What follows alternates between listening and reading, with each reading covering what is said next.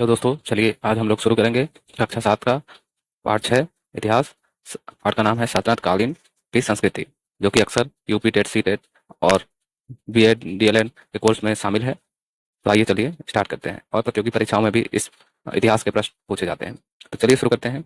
13वीं सदी के प्रारंभिक वर्षों में दिल्ली सल्तनत की स्थापना को भारत के सांस्कृतिक विकास के नए काल का सूत्रपात माना जा सकता है। भारत आने वाले तुर्क विजेता अनपढ़ और बर्बर लोग नहीं थे।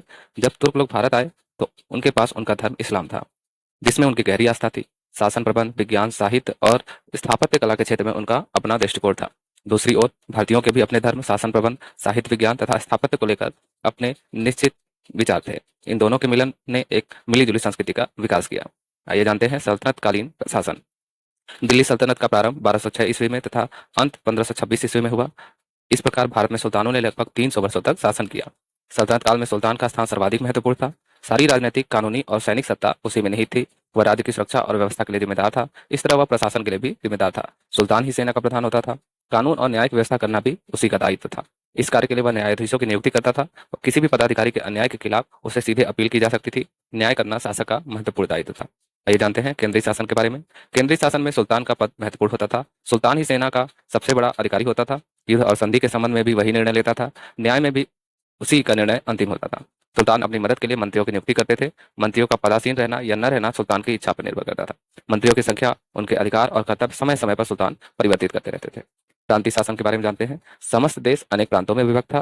पहले इन्हें इक्ता और बाद में विलायत कहा गया। प्रत्येक प्रांत का अधिकारी गवर्नर होता था, जो इक्तादार और बाद में मुफ्ती या वली कहलाता था। उसे सुल्तान नियुक्त करता था। वह सुल्तान के प्रति उत्तरदायी होता था। वह प्रांत में कानून व्यवस्था बनाए रखता था। वह सैन्य एवं प्रशासनिक योग्यता के आधार पर नियुक्त किया जाता था। उसके अधीन घुड़सवार, फौजी दस्ते तथा पैदल सैनिक रहते थे। वह आपराधिक मामलों के विवादों में न्यायाधीश का कार्य करता था। वह कर संग्रह में सहायता प्रदान करता था।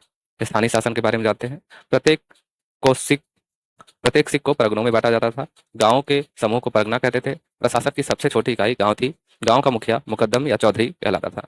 वह समस्त ग्रामीण प्रशासन के लिए उत्तरदायी था। भू राजस्व निर्धारण एवं वसूली के साथ राजस्व संबंधी सभी कागजात वह रखता था। गांव की सुरक्षा का कार्य गांव के चौकीदार का होता था। गांव के तीनों अधिकारी वंशानुगत होते थे। इन्हें वसूले गए भू राजस्व का एक भाग प्राप्त होता था। गांव का प्रशासन ग्राम पंचायतों के माध्यम से होता था। इसलिए मध्यकालीन भारत में ग्रामीण स्तर पर प्राचीन परंपराएं यथावत रही। दिल्ली के सुल्तानों ने दिल्ली सल्तनत के निर्माण में महत्वपूर्ण योगदान दिया, परंतु इनके अधिकतर उत्तराधिकारियों के अयोग्य होने के कारण सल्तनत की शक्ति कम होती गई। सल्तनत के विभिन्न भागों में बहुत से इक़्तिदारों ने नए राज्य बना लिए। उत्तर भारत में सल्तनत के कुछ प्रांत थे जो बाद में स्वतंत्र राज्य बन गए, जैसे जौनपुर, बंगाल, मालवा, गुजरात, कश्मीर तथा मेवाड़। आइए जानते हैं सल्तनतकालीन समाज के बारे में। सल्तनत काल के शुरुआती दौर में सामाजिक एवं सांस्कृतिक विचारों, रिवाजों एवं विश्वासों में भिन्नता होने से समाज में संघर्ष एवं टकराव की स्थिति पैदा होने लगी। तुर्कों के आगमन ने भारत में पर्दा प्रथा को मजबूत किया। यह प्रथा समाज के ऊंचे तबकों की प्रतिष्ठा का प्रतीक बन गई। इसका स्त्रियों की स्थिति पर प्रतिकूल प्रभाव पड़ा और वे घर में सिमटने लगी। बाह्य आडंबर एवं धन संपत्ति का प्रदर्शन समाज की विशेषता बन गई। इन सब से समाज में तनाव बढ़ने लगा, जिससे जीवन के नैतिक मूल्यों का ह्रास होने लगा। लोग जीवन के यथार्थ से आंख चुराने लगे, किंतु लोग बनावटी जीवन से थकने लगे। उन्हें एक ऐसे वातावरण की आवश्यकता हुई जिसमें सामाजिक जीवन के नैतिक मूल्यों को बचाया जा सके। इसी समय भक्तों और सूफी संतों का पदार्पण हुआ। इन्होंने लोगों में आपसी समझ पैदा करने की कोशिश की और सादा जीवन उच्च विचार पर बल दिया। आइए जानते हैं भक्ति आंदोलन तथा सूफी संत के बारे में। तुर्क और अफगान जो अपने धार्मिक विचार और संस्कृति लाए, उसका भारतीय समाज एवं विचारधारा पर प्रभाव पड़ा। जाति प्रथा की कठोरता, ऊंच नीच का भेदभाव तथा बाहरी आडंबर के कारण भारतीय समाज में कुछ दोष आ गए। अतः सामाजिक कुरीतियों को दूर करने और समाज को सुसंगठित करने के लिए कुछ समाज सुधारकों ने जनता में परस्पर प्रेम तथा सद्भाव को बढ़ाने का प्रयास किया। इन्होंने धार्मिक कर्मकांडों की अपेक्षा भक्ति भाव से ईश्वर की उपासना करने को श्रेष्ठ बताया। इस प्रकार धार्मिक सहिष्णुता की भावना को बल मिला। संतों एवं समाज सुधारकों द्वारा चलाया गया इस प्रकार का आंदोलन भक्ति आंदोलन के नाम से प्रसिद्ध हुआ। इन भक्त संतों में कबीर, चैतन्य महाप्रभु, गुरु नानक, दादू, रैदास, तुकाराम, रामानंद, वल्लभाचार्य, मीराबाई आदि प्रसिद्ध हैं। आइए जानते हैं कबीर जी के बारे में। ऊपर चित्र आप देख सकते हैं कबीर जी का बना हुआ है। काशी वाराणसी में एक जुलाहे बुनकर परिवार में कबीर का पालन पोषण हुआ। कबीर निरंकार परमेश्वर में विश्वास रखते थे। कबीर की प्रमुख रचनाएं थी साखी, सबद और रमैनी। मीराबाई मीराबाई ये मेड़ता के राठौर राणा रतन सिंह की पुत्री थी। मीराबाई कृष्ण की उपासना में भजन गाया करती थी। और ये चित्र आप देख सकते हैं गुरु नानक देव जी का। आइए जानते हैं इनके बारे में। 1469 ईस्वी में पंजाब के तलवंडी नामक स्थान पर गुरु नानक का जन्म हुआ था। इन्होंने सिख धर्म चलाया तथा एकेश्वरवाद का उपदेश दिया। चैतन्य महाप्रभु के बारे में जानते हैं। चैतन्य महाप्रभु ने बाह्य आडंबर तथा कर्मकांड का विरोध किया। रविदास जी ने लोगों को शिक्षा दी कि भक्ति में से ही मनुष्य मोक्ष पा सकता है। रामानंद ने शुद्ध आचरण एवं भक्ति का पर विशेष बल दिया। दादू तुकाराम जैसे संतों ने भी अपने विचार द्वारा भक्ति आंदोलन को गति प्रदान की। भक्ति संतों ने लोगों के बीच यह भावना फैलाई कि ईश्वर को पाने के लिए सच्चे दिल से प्रेम करना ही एकमात्र तरीका है। उन्होंने आम लोगों की बोली में कई सुंदर गीतों की रचना की, जिसे भक्त लोग मगन होकर गाते थे। वे ऊंच नीच जाति पाति के खिलाफ थे। उनका मानना था कि सभी मनुष्य ईश्वर की नज़र में समान है और हिंदू तथा मुसलमान दोनों एक ही ईश्वर है। ईश्वर को पाने का रास्ता भी एक समान है। अब नीचे चित्र देख सकते हैं, ये चैतन्य महाप्रभु जी का है। इन्हीं भक्त संतों की तरह कई मुसलमान संत भी होते थे जो सूफी संत कहलाए। इन सूफी संतों में अजमेर के ख्वाजा मोइनुद्दीन चिश्ती, दिल्ली के हजरत निजामुद्दीन औलिया, पंजाब के बाबा फरीद बहुत जाने माने सूफी संत थे। भक्त संतों और सूफी संतों के विचार आपस में बहुत मिलते थे। सूफियों ने इस बात पर जोर दिया कि सच्चे दिल से अल्लाह को प्रेम करना और अपने बुरे कामों पर पश्चाताप करना अल्लाह को पाने का सही तरीका है। सूफी मत के अनुयायी एक ईश्वर में विश्वास करते थे। शांति, अहिंसा एवं सहिष्णुता, मानवता के प्रति प्रेम की भावना में भी उनका अटूट विश्वास था। सूफी संतों से हिंदू और मुसलमान दोनों ही अत्यधिक प्रभावित हुए। लल्ला देव कश्मीर की विधवा ब्राह्मण औरत थी। कई सूफी संत उसे अपना पीर या गुरु मानते थे। शिव सब जगह मौजूद है, सब में मौजूद है। और फिर हिंदू और मुसलमान में फर्क मत करो। अगर तुम समझदार हो तो अपने आप को समझो, यही ईश्वर की समझ है। वह हमेशा यही कहती थी। आप देख सकते हैं चित्र में दिखाया गया है निजामुद्दीन औलिया की दरगाह जो कि दिल्ली में है। और ये दूसरा चित्र आप देख सकते हैं ख्वाजा मोइनुद्दीन चिश्ती की दरगाह जो कि अजमेर में है। सल्तनत काल में देश के बहुत साहित्य का विकास आइए जानते हैं कैसे हुआ। सल्तनत काल में देश के बहुत से भागों में फारसी राजभाषा रही, अतः बहुत सी भारतीय भाषाओं पर फारसी का प्रभाव पड़ा और फारसी के बहुत से शब्द भारतीय भाषाओं में आ गए। सल्तनत काल में दिल्ली अरबी और फारसी साहित्य के विद्वानों का केंद्र बन गई। महमूद गजनबी के समय अलबरूनी और फिरदौसी नामक प्रसिद्ध विद्वान तथा कवि थे। मंगोलों के डर से मध्य एशिया के अनेक विद्वानों और साहित्यकारों ने भागकर दिल्ली के सुल्तानों के दरबार में शरण ली थी। भारत में साहित्य का महान विद्वान अमीर खुसरो था। उसने भारत के बारे में बहुत कुछ लिखा, जिससे उसके भारत के प्रति प्रेम झलकता है। इस समय साहित्य के नाम पर यशोगान और धार्मिक पुस्तकों की ही रचना हुई। इस श्रेणी में नरपति नाल और बीसल देव रासो तथा खुमान रासो उल्लेखनीय है। अमीर खुसरो ने हिंदी में भी पद रचना की। भक्ति आंदोलन के संतों जैसे गोरखनाथ, कबीर आदि ने ईश्वर स्तुति में गीतों की रचना की। इस काल में सुप्रसिद्ध प्रेमाख्यान तथा ऐतिहासिक महाकाव्य पद्मावत की रचना महाकवि मलिक मोहम्मद जायसी ने की। स्थापत्य कला के बारे में जानते हैं। ईरान और तुर्क कारीगर जब भारत आए तो अपने साथ इमारत बनाने की एक नई विधि भी लाए। सल्तनत कालीन इमारतों की तीन खास बातें थी, मेहराब, गुंबद और मीनारे, जो उनकी सभी इमारतों में देखी जा सकती थी। कुछ इमारतों में कुरान की आयतें भी लिखी गई। मिली जुली शैलियाँ। ईरान और तुर्की कारीगरों में ये बातें भारत के कारीगरों ने सीखी। उन कारीगरों ने भी भारत के कारीगरों को हुनर सीखे। मंदिरों में मेहराब एवं गुंबद बनने लगे और कई मस्जिदों पर पत्थर रखकर तरासे हुए खंभे बनने लगे। चित्रकला और संगीत। सल्तनत काल में बारीक और छोटे छोटे चित्र बनाए जाते थे। कलाकारों को दरबार में आश्रय मिला था। कभी कभी वे पुस्तक में वर्णित घटनाओं के चित्र बनाते थे। मेहराब, गुंबद और मीनार के चित्र आप देख सकते हैं। भारतीय संगीत पर फारस और अरब की संगीत शैली का प्रभाव पड़ा। सितारे, सारंगी और तबला जैसे वाद्य यंत्रों की लोकप्रियता बढ़ गई। कुछ सूफी संतों ने संगीत में विशेष रुचि दिखाई। उनका विश्वास था कि भक्ति संगीत भी ईश्वर के निकट पहुंचने का एक रास्ता है। इससे संगीत के नए रूपों जैसे कव्वाली को लोकप्रिय होने में बड़ी सहायता मिली। गुंबद के आप आंतरिक भाग को चित्र में देख सकते हैं। अस्त्र शस्त्र का विकास। मध्यकालीन समय में सर्वोत्तम तलवारें वाराणसी अर्थात बनारस और सौराष्ट्र में बनती थी। उसके बाद लाहौर, सियालकोट, मुल्तान, गुजरात तथा गोलकुंडा के प्रांत में भी इसके लिए मशहूर हुए। राजस्थान एवं गुजरात में निर्मित जमधार, छुरे, धनुष तथा तीरों की बड़ी मांग थी। सियालकोट तथा मेवाड़ की तोड़ेदार बंदूक सर्वोत्तम होती थी। तोड़ेदार बंदूकों के अलावा लोहे का उपयोग सब प्रकार के कवच, ढाल, हथियार, बंदूक तथा तोप के गोले आदि में होता था। चिकित्सा एवं खगोलशास्त्र। सल्तनत काल में आयुर्विज्ञान तथा खगोल विद्या जैसे कुछ विज्ञान विषयों में अनुसंधान को सुल्तानों तथा अमीरों का संरक्षण प्राप्त होता था। वे इन कार्यों के लिए प्रोत्साहन देते थे। बर्नी ने अपने तारीख ए फिरोज शाही में चिकित्सकों और खगोलशास्त्रियों की एक लंबी तालिका प्रस्तुत की है। मौलाना बदरुद्दीन, मौलाना सदरुद्दीन तथा अजीमुद्दीन मध्यकालीन युग के प्रसिद्ध चिकित्सक थे। मच्छेंद्र प्रसिद्ध वैद्य थे, जो लोग मशहूर शल्य चिकित्सक और उस समय के जोग जो हैं वो मशहूर शल्य चिकित्सक थे। मध्यकाल में ऐसे प्रमाण मिलते थे जिनसे पता चलता है कि देश में अनेक जर्राह या शल्य चिकित्सक थे, क्योंकि अब शल्य चिकित्सा या ऑपरेशन ही नहीं करते थे बल्कि कृत्रिम अंग भी बनाकर लगा सकते थे। वे काट कर पथरी निकाल देते थे, मोतियाबिंद को समाप्त कर डालते थे। उस समय के आप ये चित्र में देख सकते हैं अस्त्र शस्त्र, छुरा, तलवार, कवच इत्यादि। आइए जानते हैं सल्तनत कालीन कृषि के बारे में। देश की आबादी में ज्यादातर लोग किसान थे। वे कड़ी मेहनत करते थे।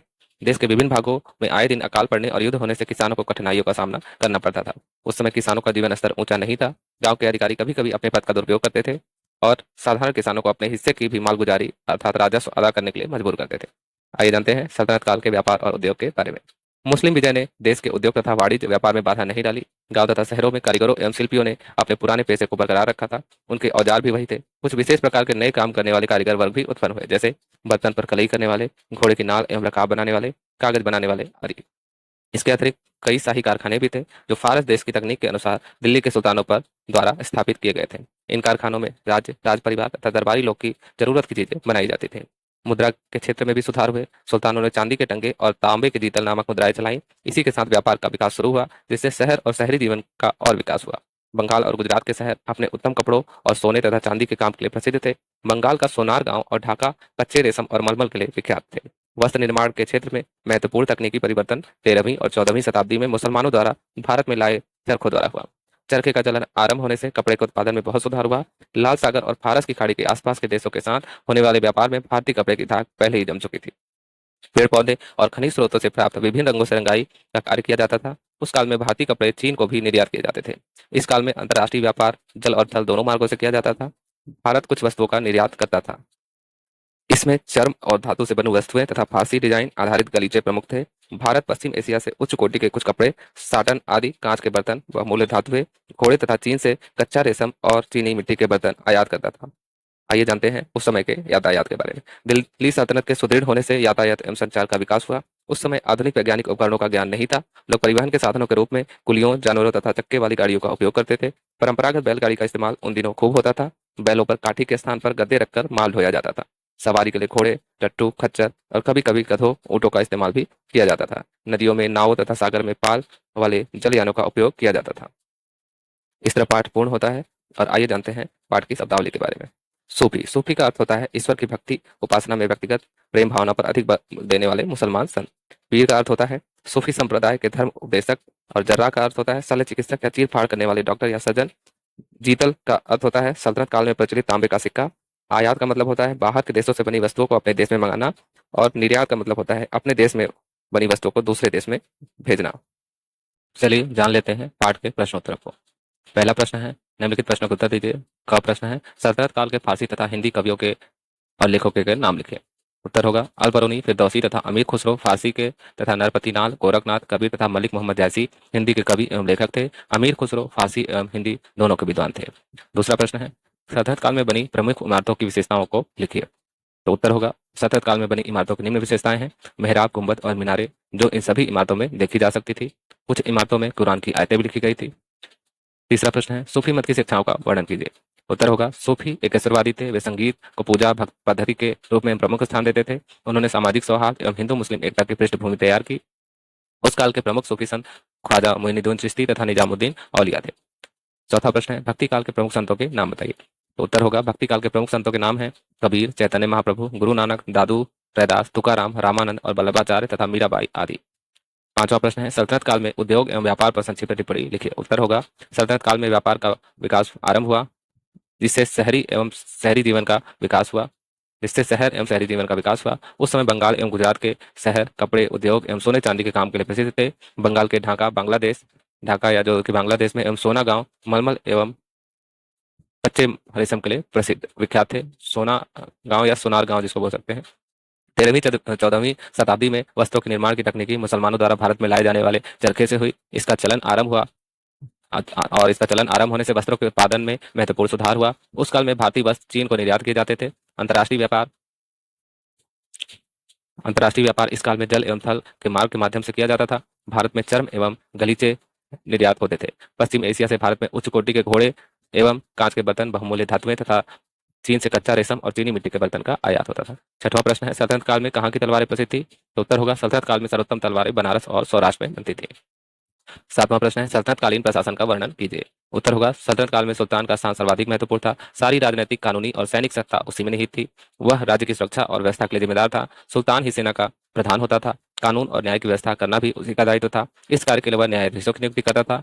उसके किसी भी पदाधिकारी के अन्याय के खिलाफ उससे सीधे अपील की जा सकती थी। न्याय करना शासक का महत्वपूर्ण दायित्व था।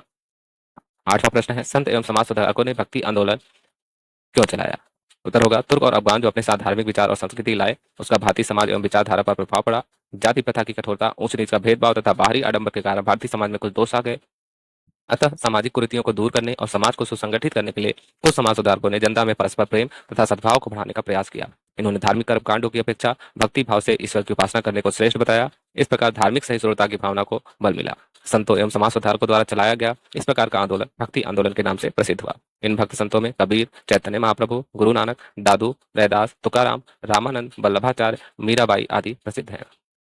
और 10वां प्रश्न है, 9वां प्रश्न, दिल्ली सल्तनत में सुल्तान का स्थान सर्वाधिक महत्वपूर्ण क्यों था? उत्तर होगा, दिल्ली सल्तनत का प्रारंभ 1206 ईस्वी में तथा अंत 1526 ईस्वी में हुआ। इस प्रकार भारत में सुल्तानों ने लगभग 300 वर्षों तक शासन किया। सल्तनत काल में सुल्तान का स्थान सर्वाधिक महत्वपूर्ण था। सारी राजनीतिक, कानूनी और सैनिक सत्ता उसी में निहित थी। वह राज्य की सुरक्षा और व्यवस्था के लिए भी जिम्मेदार था। इस तरह वह प्रशासन के लिए भी जिम्मेदार था। सुल्तान ही सेना का प्रधान होता था। कानून और न्याय की व्यवस्था करना भी उसी का दायित्व था। इस कार्य के लिए वह न्यायाधीशों की नियुक्ति करता था। उसके किसी भी पदाधिकारी के अन्याय के खिलाफ उसे सीधे अपील की जा सकती थी। न्याय करना शासक का महत्वपूर्ण दायित्व था। प्रश्न 2 है, निम्नलिखित वाक्यों के समक्ष सत्य अथवा असत्य लिखिए। पहला वाक्य है, सल्तनत काल में सुल्तान को का स्थान सबसे अधिक महत्वपूर्ण था। ये कथन सत्य है। युद्ध में सेना और धन की आवश्यकता नहीं होती थी। ये कथन असत्य है। सुल्तान सेना का सबसे बड़ा अधिकारी होता था। ये कथन सत्य है। पद्मावत की रचना मलिक मोहम्मद जायसी ने की थी। यह भी कथन सत्य है। अगला प्रश्न है, सल्तनत काल में किसानों का जीवन स्तर बहुत ऊंचा था। ये कथन असत्य है। प्रश्न 3 है, टिप्पणी लिखिए। पहला टॉपिक है, टंका और जीतल। सल्तनत काल में दिल्ली में सुल्तानों द्वारा कई शाही कारखाने शुरू कराए गए थे। इन कारखानों में ही टंके और तांबे के जीतल नामक मुद्राओं का निर्माण होता था। इसी के साथ सल्तनत काल में व्यापार का विकास शुरू हुआ, जिससे शहर और शहरी जीवन का विकास हुआ। दूसरी टिप्पणी का टॉपिक है, इकतादार। सल्तनत काल में समस्त देश अनेक प्रांतों में विभक्त था। पहले इन्हें इक्ता और बाद में विलायत कहा गया। प्रत्येक प्रांत का अधिकारी गवर्नर होता था, जो इक्तादार और बाद में मुफ्ती या वली कहलाता था। उसे सुल्तान नियुक्त करता था। वह सुल्तान के प्रति उत्तरदायी होता था। वह प्रांत में कानून व्यवस्था बनाए रखता था। उसे सैन्य एवं प्रशासनिक योग्यता के आधार पर नियुक्त किया जाता था। उसके अधीन घुड़सवार, फौजी दस्ते तथा पैदल सैनिक रहते थे। वह आपराधिक मामलों के विवादों में न्यायाधीश का कार्य करता था। वह कर संग्रह में भी सहायता प्रदान करता था। तीसरा टॉपिक है, मुकद्दम या चौधरी। सल्तनत काल में प्रत्येक सिख को परगना में बांटा जाता था। गांव के समूह को परगना कहते थे। प्रशासन की सबसे छोटी इकाई गांव थी। गांव का मुखिया मुकद्दम या चौधरी कहलाता था। वह समस्त ग्रामीण प्रशासन के लिए उत्तरदायी था। भू राजस्व निर्धारण एवं वसूली के साथ राजस्व संबंधी सभी कागजात वह रखता था। गांव की सुरक्षा का कार्य गांव के चौकीदार का होता था। गांव के तीनों अधिकारी वंशानुगत होते थे। इन्हें वसूले गए भू राजस्व का एक भाग प्राप्त होता था। गांव का प्रशासन ग्राम पंचायतों के माध्यम से होता था। इसलिए मध्यकालीन भारत में ग्रामीण स्तर पर प्राचीन परंपराएं यथावत रही। चौथा प्रश्न है, सही जोड़े मिलाइए। तो मच्छेंद्र का सही उत्तर हो जाएगा चिकित्सक, जोग जो कि प्रसिद्ध शल्य चिकित्सक थे, उससे मिला देंगे। बर्नी प्रसिद्ध विद्वान थे। और ख्वाजा मोइनुद्दीन चिश्ती जो थे, एक सूफी संत थे। इस प्रकार और प्रोजेक्ट कार्य विद्यार्थी स्वयं से करेंगे। इस प्रकार ये पाठ पूर्ण होता है। उम्मीद करते हैं आपको हमारी इतिहास, ये BTC, BEd, DElEd, UP TET, CTET के वीडियो आपको बहुत अच्छी लगती होगी। तो आज के लिए विदा लेते हैं आपसे। मिलते हैं आपसे अगली वीडियो में। तब तक के लिए धन्यवाद। जय हिंद।